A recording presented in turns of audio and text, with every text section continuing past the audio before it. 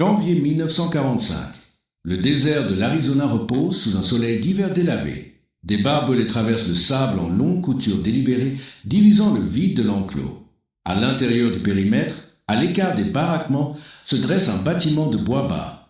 Il sent la poussière et le papier vieilli. Des étagères montent le long des murs, du sol au plafond, leur poids faisant légèrement ployer les planches. La pièce est silencieuse d'une manière que la guerre a rendue étrangère. Une jeune femme est assise seule à une table. Ses mains reposent sur un livre relié de toiles passées. Elle est prisonnière de guerre. Son uniforme est simple, son avenir indéfini. Pourtant, l'objet devant elle n'a pas été inspecté, censuré ni rationné. Il lui a simplement été proposé. Elle peut le choisir. Elle peut le mettre de côté. Elle peut le lire une fois, de nombreuses fois, ou pas du tout. Dehors, un garde américain change d'appui. Ses bottes crissent doucement sur le gravier. Personne ne la regarde tourner les pages. Personne ne note le titre. Personne ne lui demande ce qu'elle croit. Pendant des années, on lui avait appris que la capture signifiait humiliation, punition, silence. Au lieu de cela, elle se retrouve entourée de mots des milliers qui attendent patiemment. Dans cette pièce silencieuse, loin de toute ligne de front, quelque chose de subtil commence à se produire. Pour comprendre pourquoi ce moment comptait, il faut d'abord comprendre le monde qui l'y a conduite. Le monde qui a produit cette pièce tranquille dans le désert a été façonné par la guerre totale et par des systèmes qui exigeaient l'obéissance bien avant d'exiger la victoire. Au moment où les prisonnières de guerre commencèrent à arriver sur le sol américain, le conflit avait déjà englouti des continents, réorganisé des sociétés et réduit l'espace dans lequel la pensée indépendante pouvait survivre. En Allemagne, la mobilisation des femmes s'accéléra à mesure que les pertes s'accumulaient. Dès 1943, des centaines de milliers d'entre elles servaient dans des rôles auxiliaires à travers le Reich, comme employées aux communications, auxiliaires de la DCA, aide logistique, contremaîtres d'usines et personnel administratif pour la Wehrmacht et la Luftwaffe. Elles portaient l'uniforme, elles obéissaient aux ordres, et elles vivaient à l'intérieur d'un système d'information qui ne permettait aucune déviation par rapport à la doctrine de l'État. Les livres étaient contrôlés, les bibliothèques épurées, les maisons d'édition coordonnées sous l'autorité de la Chambre de la culture du Reich. Lire n'était jamais un acte privé, c'était un acte surveillé. Dès l'adolescence, les femmes allemandes étaient éduquées dans un cadre idéologique qui présentait le monde extérieur comme hostile, corrompu et moralement inférieur. Les États-Unis, en particulier, étaient décrits comme chaotiques et fracturés sur le plan racial, culturellement superficiels et brutalement exploiteurs. La démocratie américaine n'était pas présentée comme une liberté, mais comme une faiblesse. L'abondance américaine était rejetée comme un excès bâti sur la décadence. Ces récits n'étaient pas des intrusions occasionnelles. Ils constituaient l'atmosphère même de la vie quotidienne. Les femmes japonaises rattachées aux structures militaires et civiles vivaient sous un système différent, mais tout aussi restrictif. La doctrine impériale mettait l'accent sur la loyauté, le sacrifice et la pureté culturelle. Les lectures étaient étroitement contrôlées. Les livres étrangers étaient rares et souvent interdits. Le choix intellectuel individuel était subordonné à l'identité collective et au destin national. La capture par l'ennemi n'était pas enseignée comme une survie, mais comme un déshonneur. La fin de 1943 et en 1944, la position de l'Axe s'effondra avec une rapidité croissante. Les bombardements alliés s'intensifièrent. Les lignes d'approvisionnement se désagrégèrent. Des unités entières disparurent. En Afrique du Nord, en Italie, en France, puis plus tard à travers le Pacifique, des femmes liées aux infrastructures militaires furent emportées dans la captivité lors de redditions, d'évacuations et de défaites soudaines. Certaines furent prises dans des hôpitaux, d'autres dans des centres administratifs. Un plus petit nombre fut intercepté en mer ou interné comme civils ennemis dans des territoires nouvellement contrôlés. Pour beaucoup, la capture n'était pas simplement une expérience physique. Une rupture, mais intellectuelle. Elle arrivait chargée d'années d'avertissements et de rumeurs. La propagande américaine, leur avait-on dit, masquait la brutalité. Les soldats américains étaient présentés comme sans loi. Les femmes, en particulier, étaient censées y faire face à l'abus, à la dégradation, à la vengeance. La doctrine japonaise était encore plus inflexible, décrivant la reddition comme un sort pire que la mort. La survie elle-même était dépouillée de toute dignité dans l'imaginaire de celles et ceux qui servaient. Peu croyaient que la capture puisse inclure quoi que ce soit qui ressemble à un traitement humain. Ce qui les attendait, en réalité, relevait d'un système fondé sur un ensemble d'hypothèses entièrement différents. Les États-Unis entrèrent en guerre avec un engagement institutionnel, appliqué de manière inégale, mais formellement déclaré, envers la Convention de Genève de 1929 relative au traitement des prisonniers de guerre. La doctrine militaire américaine insistait non seulement sur le respect de la Convention, mais sur sa visibilité. Les camps devaient être inspectés, des registres devaient être tenus, les prisonniers devaient être nourris, logés et soignés conformément aux normes internationales. L'objectif n'était pas la compassion, c'était l'ordre, la réciprocité et la légitimité. Dès 1942, le département de la guerre avait établi un réseau national de camps de prisonniers de guerre à travers le territoire continental des États-Unis. Avec le temps, plus de 500 camps principaux et annexes furent en activité, s'étendant de la Nouvelle-Angleterre à la côte Pacifique, du subprofond au Midwest supérieur. Le Texas, l'Arizona, le Nouveau-Mexique, le Colorado et la Californie devinrent des régions majeures de détention, choisies pour leur climat, les terres disponibles et l'accès ferroviaire. À capacité maximale, plus de 425 000 prisonniers de l'Axe furent détenus sur le sol américain. Dans ce système, les femmes constituaient une petite minorité. Elles étaient logées séparément, souvent dans des sections adaptées de camps existants ou dans des installations initialement conçues pour les internés civils. Leur présence soulevait des questions logistiques et culturelles que l'armée américaine n'avait pas anticipées au départ. Pourtant, les mêmes règlements généraux s'appliquaient à elles comme aux prisonniers masculins. Parmi ces règlements figurait l'accent mis sur l'activité intellectuelle. Les planificateurs américains estimaient que l'oisiveté engendrait le désordre. L'éducation, à l'inverse, était perçue comme stabilisatrice. Dès les premières années de la guerre, les camps furent encouragés à établir des bibliothèques, des salles de lecture et des programmes éducatifs. Officiellement, cette politique n'était pas décrite comme une réorientation idéologique. Elle était présentée comme un traitement humain conforme aux valeurs américaines et au droit international. Les livres arrivèrent par caisses entières. Certains furent donnés par des organisations civiles, d'autres passèrent par les circuits d'approvisionnement militaires.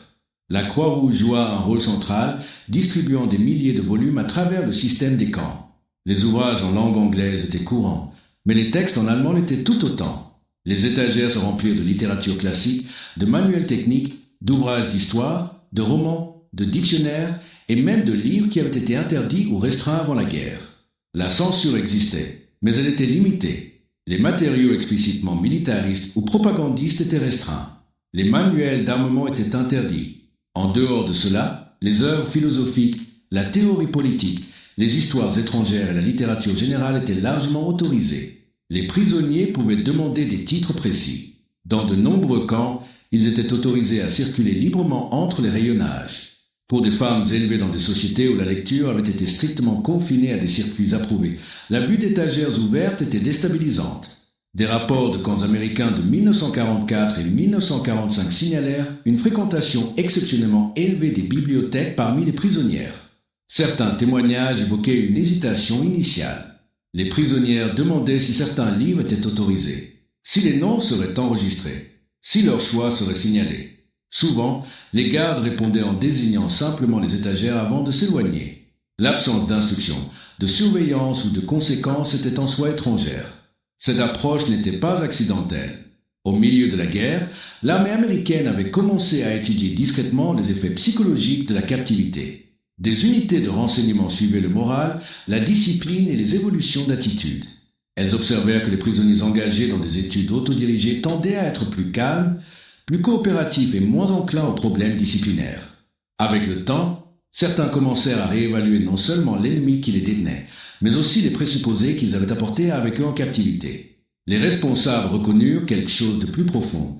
L'exposition à une information non restreinte faisait naître des questions que la propagande n'avait jamais permises. Le moment où une prisonnière réalisait qu'elle pouvait lire n'importe quel livre qu'elle souhaitait n'avait rien de spectaculaire au sens conventionnel. Il n'y avait ni annonce ni cérémonie, seulement un échange simple. Une demande était formulée. Elle était accordée sans commentaire. Et à mesure que les pages se tournaient, des attentes façonnées par des années d'endoctrinement commencèrent à se heurter à l'expérience vécue, mettant en mouvement un changement lent, silencieux et irréversible.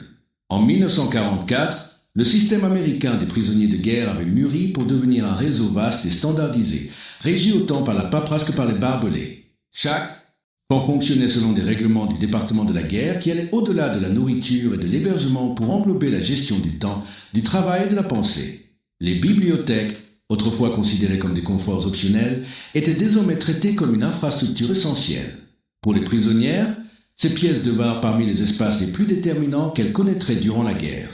Des mémorandums officiels de l'armée américaine indiquaient que les prisonniers devaient être encouragés à s'engager dans une activité intellectuelle constructive. La formulation était délibérée. L'éducation était présentée comme une occupation, non comme une persuasion.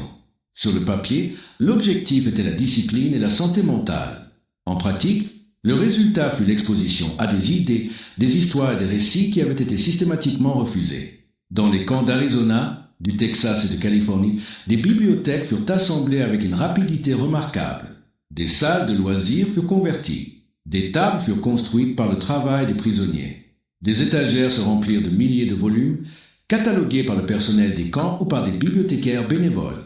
Les livres étaient empruntés à l'aide de fiches manuscrites, et de nombreux qu'en n'imposaient aucune limite numérique. Une prisonnière pouvait lire un seul livre ou plusieurs à la fois. Les prisonnières s'approchaient souvent ces espaces avec prudence. Les rapports d'inspection de la Croix-Rouge et les journaux de camp consignent des questions récurrentes.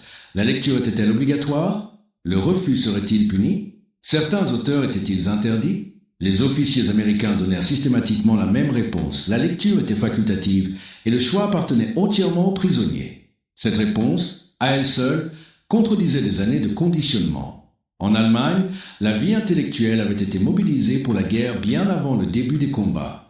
Le régime nazi reconnaissait le pouvoir du récit et en exerçait un contrôle rigide. Les œuvres d'auteurs juifs, de théoriciens politiques étrangers, de pacifistes et de critiques de l'État furent retirées de la circulation. Les autodafés de 1933 n'étaient pas des gestes symboliques. Ils constituaient des déclarations de politique. Ce qui subsistait était un environnement intellectuel étroitement contrôlé, conçu pour renforcer l'obéissance, le sacrifice et la certitude idéologique. Pour les femmes engagées dans les services auxiliaires, ce rétrécissement était particulièrement marqué. Les lectures approuvées mettaient l'accent sur le devoir, la maternité, le destin national et la pureté morale. Les perspectives étrangères étaient rares et le plus souvent caricaturées. Les bibliothèques ne proposaient pas de choix. Elles offraient un renforcement. Les camps américains inversèrent cette dynamique sans proclamation ni consigne. Ils le firent simplement en laissant les étagères ouvertes et en permettant aux prisonniers, pour la première fois, de décider par eux-mêmes de ce qu'ils lisaient. Il n'y eut aucune annonce. On ne dit pas aux prisonniers quoi lire ni comment le lire. On leur présenta simplement des rayonnages. La Croix-Rouge joua un rôle central dans le maintien de ce système. Dans le cadre de son mandat, elle procéda à des inspections régulières et coordonna la livraison de livres en plusieurs langues. Les rapports de 1944 et 1945 mentionnent à plusieurs reprises l'accès non restreint aux matériaux de lecture accordés aux prisonniers, y compris aux femmes. Dans plusieurs camps, la Croix-Rouge parraina également des cours de langue, des cercles de discussion et des programmes d'études par correspondance liés à des universités américaines. Des éditions en langue allemande de Goethe, Schiller et Heine côtoyaient des romans en anglais, des manuels d'histoire américaine, des atlas du monde et des œuvres philosophiques traduites. Dans de nombreux camps, les prisonniers demandèrent et obtinrent des livres qui avaient été purement et simplement interdits dans le Troisième Reich. Les responsables de camps consignèrent ces demandes sans commentaire.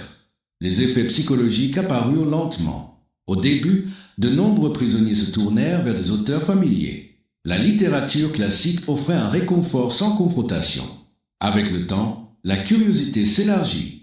Les prisonniers commencèrent à choisir des ouvrages sur la politique, l'économie et l'organisation sociale. Des textes sur l'histoire constitutionnelle américaine, les mouvements ouvriers et des biographies de figures politiques circulèrent discrètement de main en main.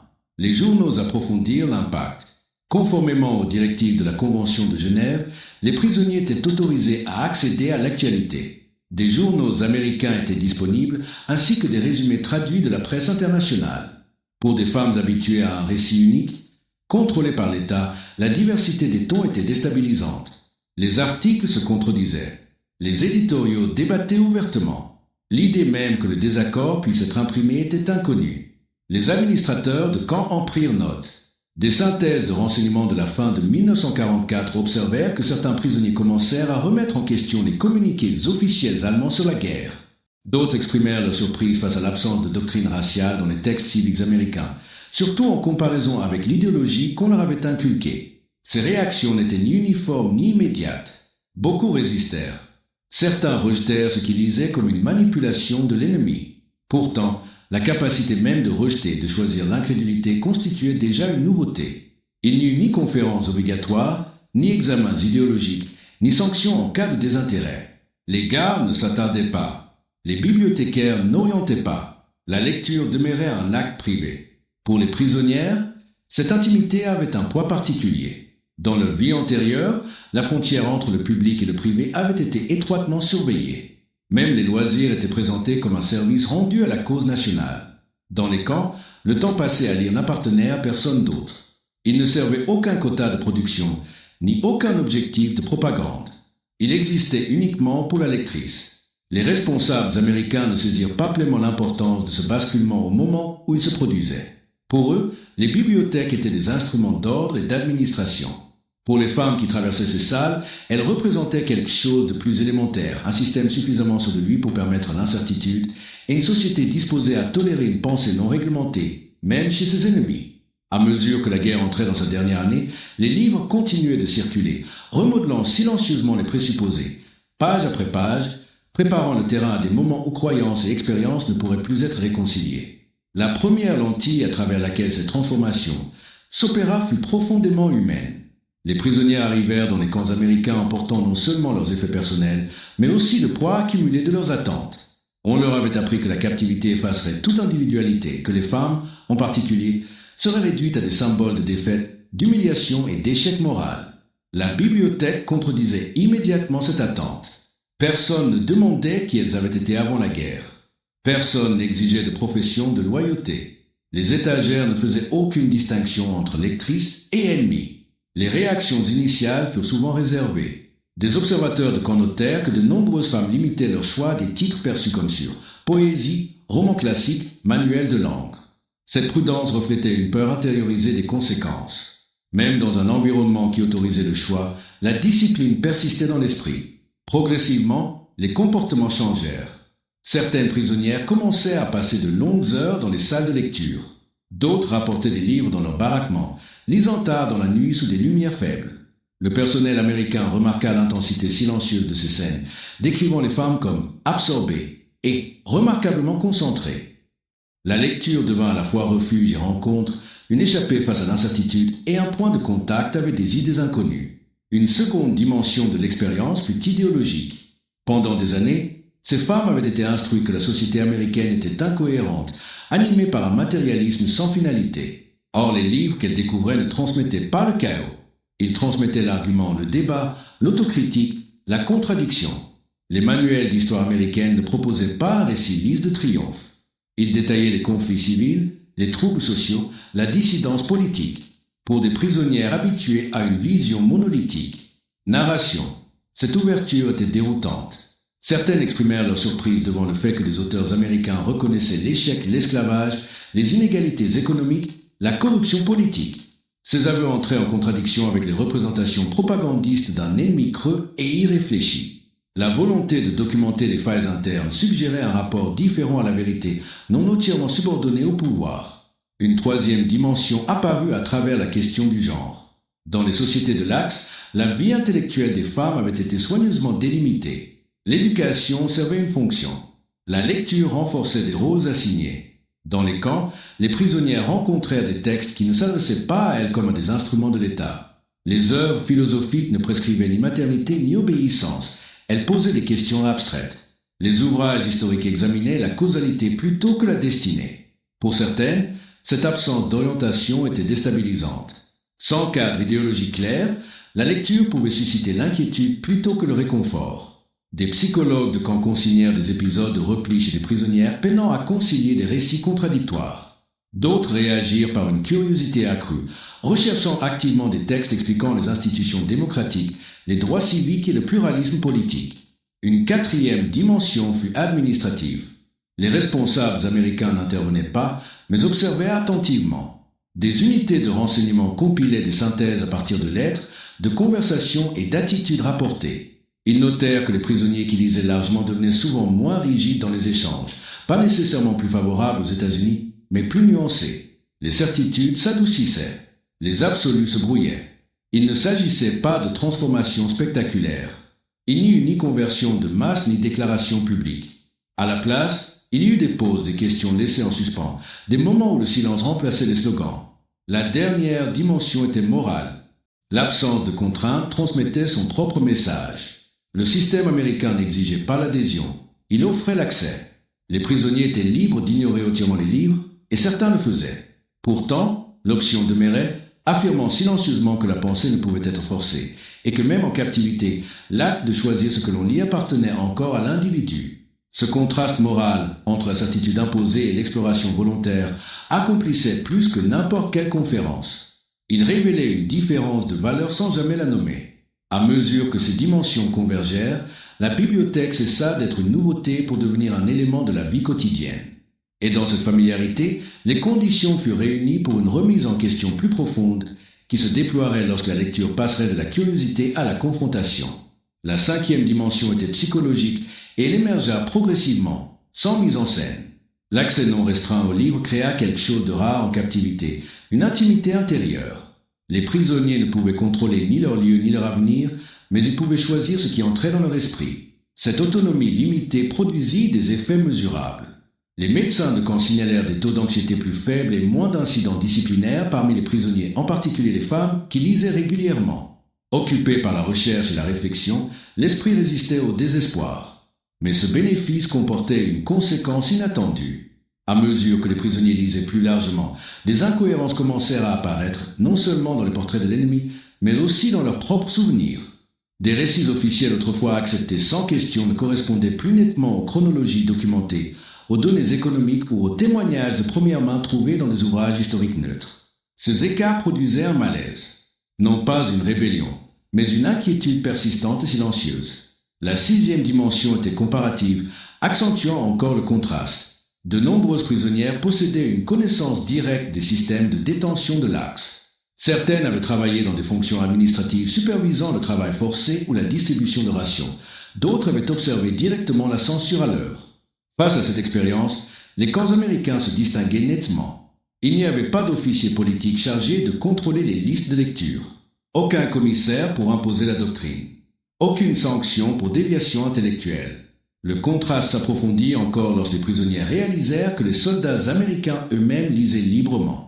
Les bibliothèques de camp étaient souvent des espaces partagés, utilisés par les gardes et le personnel administratif pendant leurs heures de repos. Les prisonniers observaient les Américains choisir des livres sans restriction, en discuter avec désinvolture, parfois exprimer des désaccords ouverts. Le geste était banal, et c'est précisément pour cette raison qu'il était profond.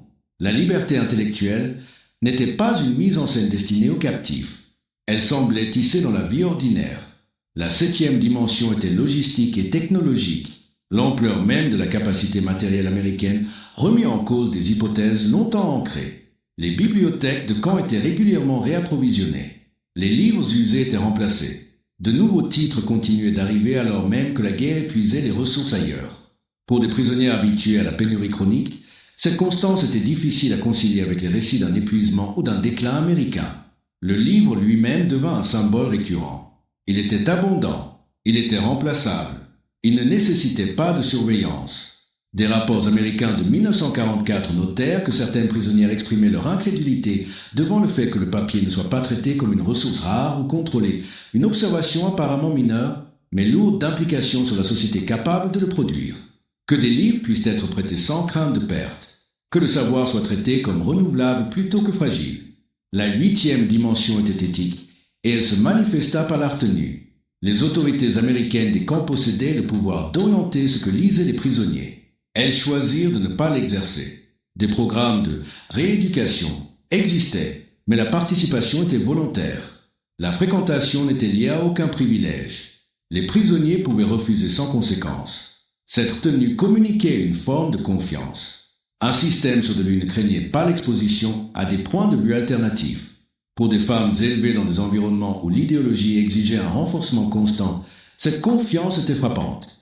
Elle suggérait une culture politique moins dépendante de l'uniformité et plus tolérante à la dissidence. L'absence de pression devenait persuasive en elle-même.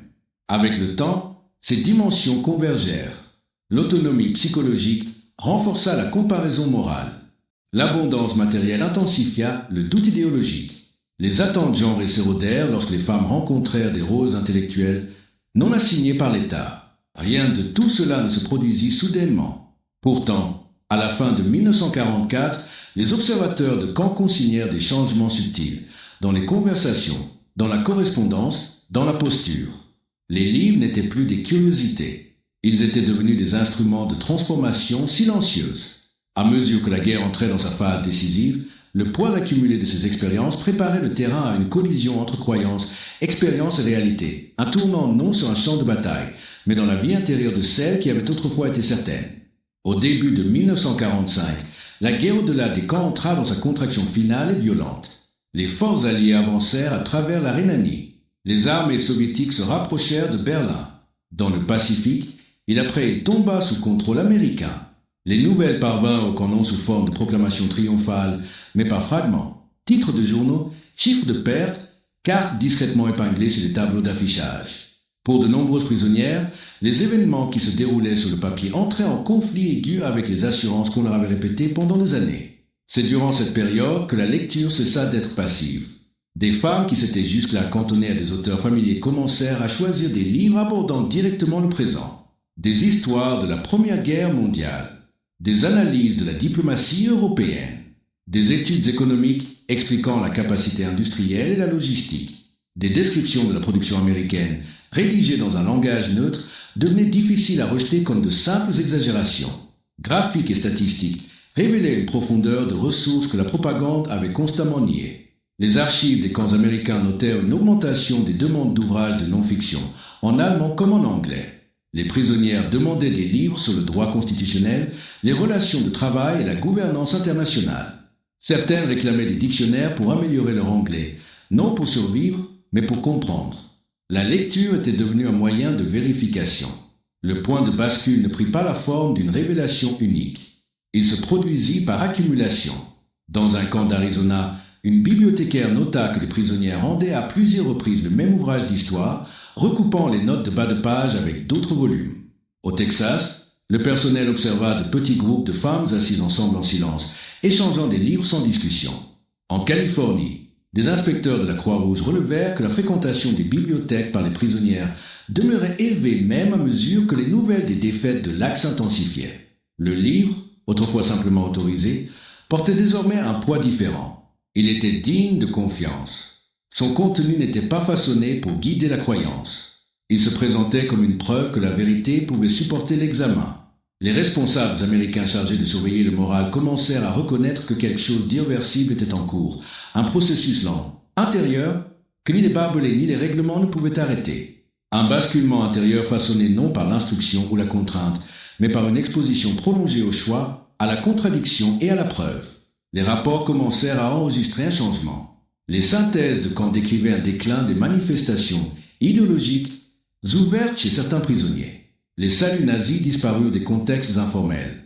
Les slogans politiques s'effacèrent des conversations ordinaires, non parce qu'ils étaient interdits, mais parce qu'ils ne correspondaient plus à l'expérience vécue. Pour des femmes élevées dans des systèmes où l'idéologie était indissociable de l'identité, cette érosion fut déstabilisante. La prise de conscience ne se manifesta pas comme une libération, elle se manifesta comme une incertitude. Si tant de choses avaient été dissimulées, qu'est-ce qui restait encore inconnu? L'aboutissement de cette transformation ne survint pas avec l'annonce officielle de la reddition, mais plutôt dans les semaines où les prisonniers comprirent, par leur propre lecture, que la défaite n'était pas seulement possible, mais inévitable. Les livres confirmèrent ce que les rumeurs laissaient entrevoir. Les cartes révélèrent des frontières qui se contractaient.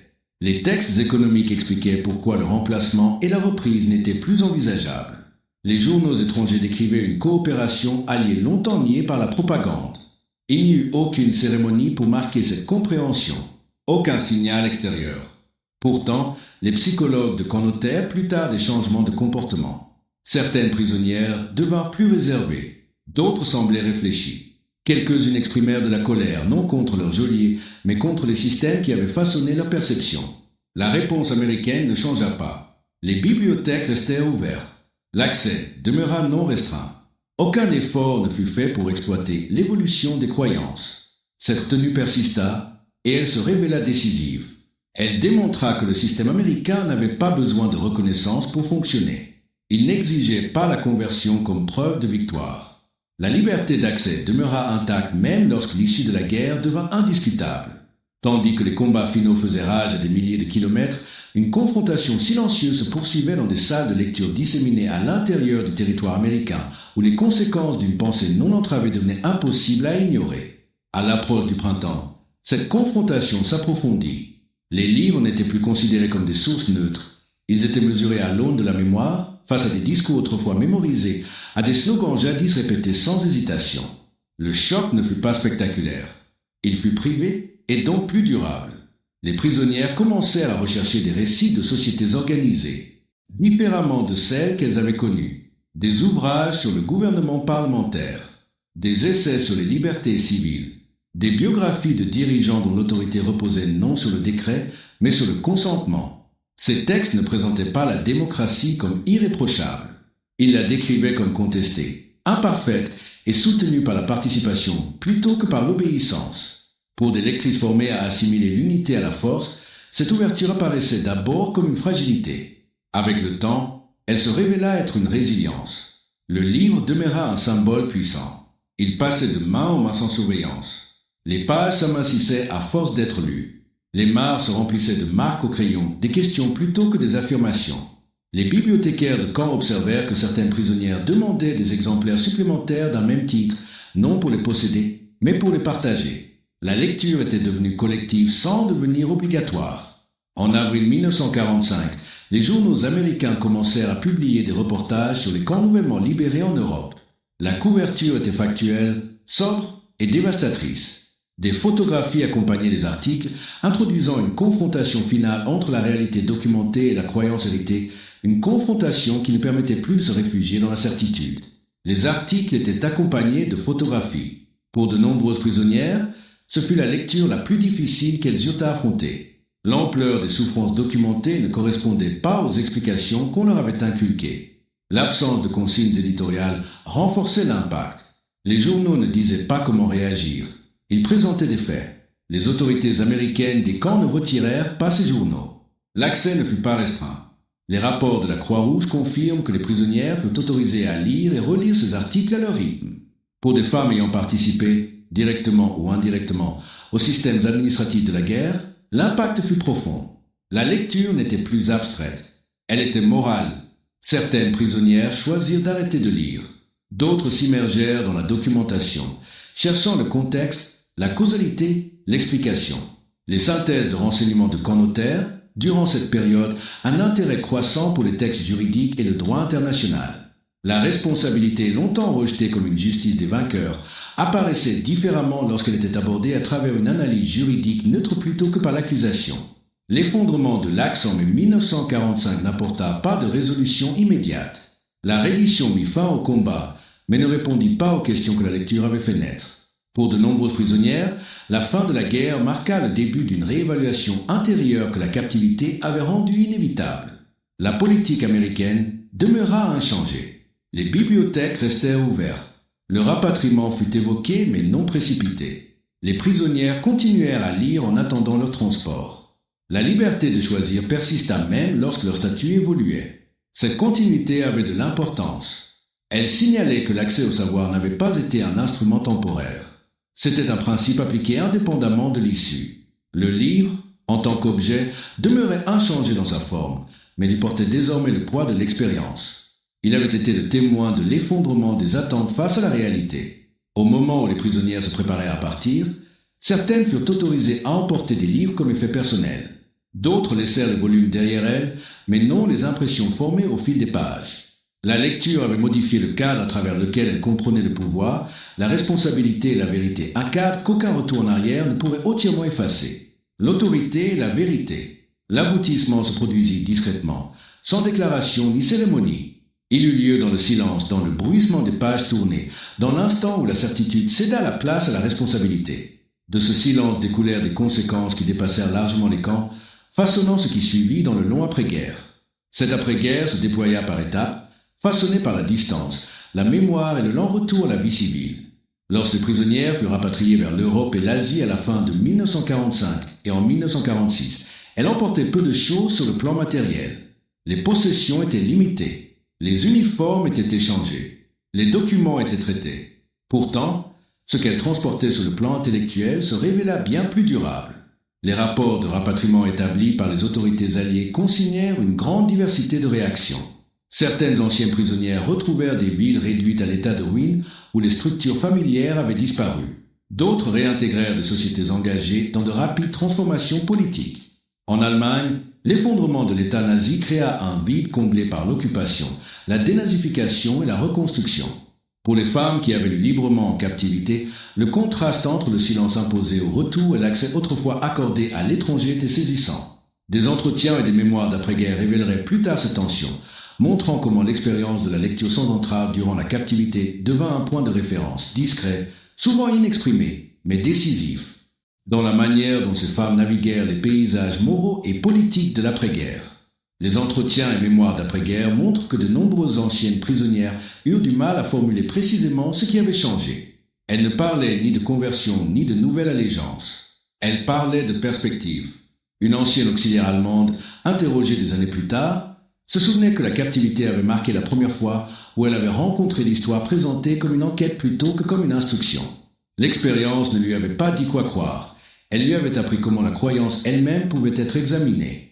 Les analystes militaires américains en prirent note. Des études internes menées dans l'immédiat après-guerre évaluèrent les effets des programmes éducatifs destinés aux prisonniers de guerre. Soucieuses d'éviter toute affirmation de triomphe idéologique, ces analyses reconnaissaient néanmoins un déclin mesurable des attitudes extrémistes chez les prisonniers qui s'étaient engagés de manière approfondie dans la lecture et l'étude autodirigée. L'effet était particulièrement marqué chez ceux qui étaient entrés en captivité à un âge plus jeune. Dans ces évaluations, le livre apparaissait de manière récurrente comme un symbole.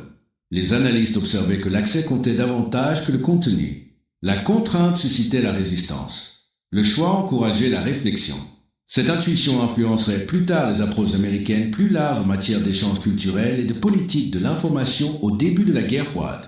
Pour les anciennes prisonnières, le retour à la vie civile s'accompagnait souvent de nouvelles contraintes. Les attentes sociales se réimposaient. Dans certaines régions, parler de la captivité était découragé. Dans d'autres, cela devenait un enjeu politique. Pourtant, beaucoup de femmes conservèrent des habitudes acquises dans les camps. Elles fréquentèrent les bibliothèques. Elles lurent des journaux étrangers. Elles poursuivirent des études lorsque les circonstances le permirent. Au Japon, où l'engagement militaire des femmes avait été moins publiquement reconnu, nombre d'anciennes prisonnières retournèrent au silence. Cependant, des témoignages recueillis des décennies plus tard suggèrent que l'exposition à une lecture non restreinte laissa une empreinte durable. L'idée que l'autorité pouvait être questionnée sans provoquer l'effondrement demeura sous la surface de la conformité d'après-guerre. Le rôle américain dans cette transformation fut rarement célébré. Il manquait de spectaculaire. Il n'y eut ni discours ni cérémonie. Il se déploya par la constance de la politique. Les bibliothèques restèrent financées. Les livres demeurèrent accessibles. Les gardes restèrent indifférents au contenu.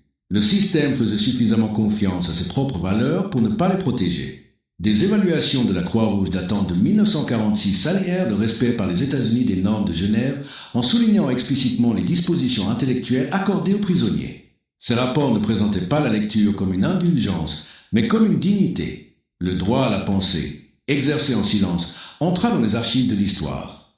Avec le temps, le souvenir de la captivité s'adoucit. Pourtant, pour celle qui l'avait vécue, le contraste demeura. L'image d'étagères remplies sans restriction resta vive, un moment où le pouvoir ne craignait pas l'examen. Les conséquences dépassèrent les trajectoires individuelles. Elles influencèrent les politiques d'occupation, les réformes éducatives et l'évolution des normes internationales, régissant le traitement des prisonniers de guerre. L'expérience démontra qu'un traitement humain pouvait produire de la stabilité sans mise en scène. Et alors que le monde entrait dans une nouvelle confrontation idéologique, les leçons apprises dans ces pièces silencieuses résonnèrent vers l'avenir, façonnant des stratégies fondées non sur la force, mais sur l'accès. La deuxième phase de l'après-guerre se déploya non seulement à travers les politiques officielles, mais aussi par la diffusion subtile d'habitudes, de présupposés et d'attentes rapportées chez elles par celles qui avaient un jour tourné des pages en silence. Par la mémoire de long terme. À mesure que les décennies passèrent, historiens et sociologues commencèrent à examiner les dimensions moins visibles de la captivité, celles qui concernaient non la faim, le travail ou la discipline, mais la perception. Dans l'ensemble de ces études, l'accès aux livres apparaissait de façon récurrente, non comme un geste de générosité, mais comme un moment de profonde incrédulité. Les anciennes prisonnières décrivaient la bibliothèque comme le premier lieu où la peur commença à desserrer son emprise. Non parce qu'elles s'y sentaient protégées, mais parce que rien ne leur était demandé. Dans des récits oraux recueillis en Allemagne dans les années 1960 et 1970, les femmes rappelaient systématiquement leur stupéfaction devant le fait que les choix de lecture n'étaient ni surveillés ni commentés. Plusieurs soulignaient qu'elles avaient d'abord supposé que cette liberté constituait une épreuve, que choisir le mauvais livre pourrait révéler une déloyauté ou une culpabilité. Ce n'est que progressivement qu'elles acceptèrent que cette liberté était réelle. Les archives américaines confirment ces souvenirs. Des commandants de camp rapportaient que les prisonniers retardaient souvent l'usage des bibliothèques jusqu'à avoir été rassurés à plusieurs reprises qu'aucune conséquence n'en découlerait. Cette hésitation révélait à quel point le contrôle avait façonné les attentes. La liberté, lorsqu'elle était rencontrée pour la première fois, était accueillie avec suspicion. Le pouvoir symbolique du livre perdura précisément parce qu'il s'opposait si fortement à ce qui avait précédé. Dans les systèmes de l'Axe, les livres fonctionnaient comme des instruments d'alignement. En captivité, ils devinrent des instruments de divergence. La lecture permettait aux prisonnières de rencontrer des idées sans pression pour les adopter. Cette distinction se révéla essentielle. Elle préservait la dignité tout en rendant le changement possible. Les implications dépassèrent l'expérience individuelle. L'adhésion américaine à l'accès intellectuel dans les camps de prisonniers de guerre influença les révisions des conventions de Genève de 1949 qui élargirent les protections relatives à l'éducation et à la vie culturelle des prisonniers. La Seconde Guerre mondiale a montré que le traitement humain ne compromettait pas la sécurité. Dans certains cas, il la renforçait même. Pour des femmes dont la vie avait été étroitement encadrée par des assignations idéologiques, le souvenir d'avoir choisi un livre demeurait particulièrement vif. Il symbolisait une forme d'autonomie détachée de la productivité ou de la loyauté exigée. Une fois éprouvée, cette autonomie était difficile à effacer. Toutes les anciennes prisonnières n'en acceptèrent pas les implications. Certaines les rejetèrent catégoriquement. Mais même ce rejet s'inscrivait désormais dans la présence d'alternatives. La certitude de la croyance imposée avait été brisée. Des historiens américains observèrent plus tard que la reconstruction d'après-guerre ne dépendait pas uniquement de l'aide économique ou de la puissance militaire, mais aussi de l'ouverture intellectuelle. Les leçons silencieuses apprises dans les camps de prisonniers de guerre annonçaient les stratégies ultérieures d'échange culturel, de diffusion éducative et d'accès à l'information qui marquèrent la seconde moitié du XX siècle. Le livre resta au cœur de ces efforts. Portable, reproductible, modeste, il ne nécessitait aucune proclamation.